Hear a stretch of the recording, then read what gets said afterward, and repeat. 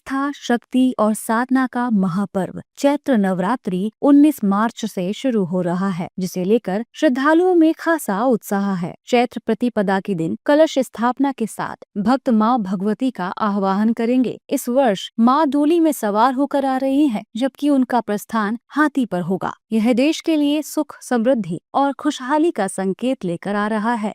नवरात्र में इस वर्ष भगवती का वाहन जो है वो विशेष होने वाला है, प्रस्थान का वाहन।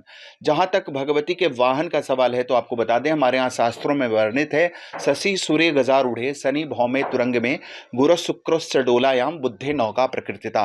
तो इस बार की नवरात्रि गुरुवार से प्रारंभ हो रही है, इसलिए भगवती का वाहन डोली होगा।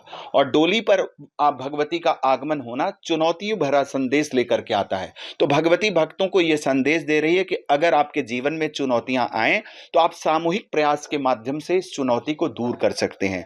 लेकिन भगवती के इस वर्ष के प्रस्थान का जहां तक वाहन का सवाल है तो भगवती हाथी पर प्रस्थान कर रही है। यह नवरात्र के अंतिम दिन से तय होता है, तो इस वर्ष का जो है वाहन जो है हाथी होगा।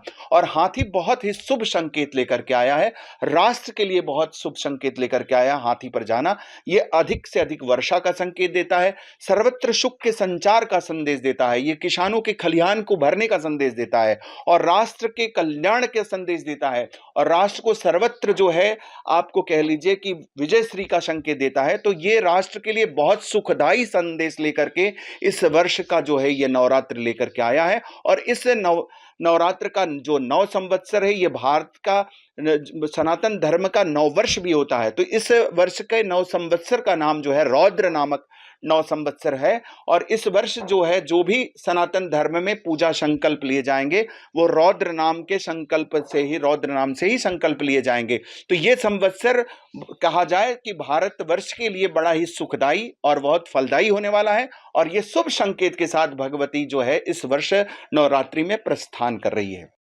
9 दिनों तक चलने वाले इस पर्व के लिए मंदिरों को भव्य तरीके से सजाया जा रहा है। बाजारों पर भी आस्था का रंग चढ़ चुका है और चुनरी, नारियल, कलश, श्रृंगार के सामान की खरीदारी जोरों पर है। बताते चलें कि चैत्र नवरात्रि के दौरान ही ईद भी मनाई जाएगी। इसे देखते हुए विभिन्न जिलों में पुलिस और प्रशासन पूरी तरह सतर्क है। मंदिरों और भीड़ भाड़ वाले इलाकों में सुरक्षा के पुख्ता इंतजाम किए गए हैं ताकि दोनों पर्व शांतिपूर्ण ढंग से संपन्न हो सके। चैत्र नवरात्रि हिंदू धर्म के प्रमुख पर्वों में से एक है, जिसे हिंदू नव वर्ष की शुरुआत भी माना जाता है। इन 9 दिनों में माँ दुर्गा के 9 स्वरूपों की पूजा की जाती है और श्रद्धालु सुख, समृद्धि, शक्ति और सकारात्मक ऊर्जा की कामना करते हैं। ऐसे में पूरे देश में भक्ति और उत्साह का माहौल देखने को मिल रहा है।